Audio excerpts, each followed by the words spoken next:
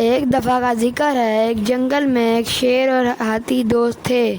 دونوں میں کافی وقت سے دوستی تھی اور ہر مشکل وقت میں وہ ایک دوسرے کا ساتھ دیتے تھے۔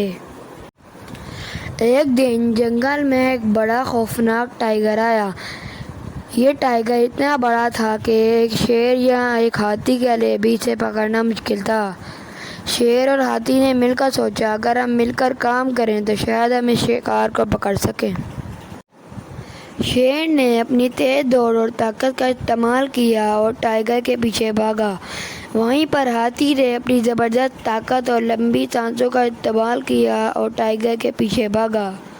دونوں نے مل کر ٹائیگر کو پکڑ لیا اور اسے مار ڈالا اور جیت گئے۔ اس کہانی سے ہمیں یہ سبق ملتا ہے کہ اگر ہم مل کر کام کریں تو ہم تمام مشکلات پر قابو پا سکتے ہیں۔ اس کے بعد وہ دونوں ہمیشہ ایک دوسرے کی مدد کرتے رہے اور جنگل کے راجاؤں نے ان کی دوستی اور ٹیم ورک کی مثال دی گئی۔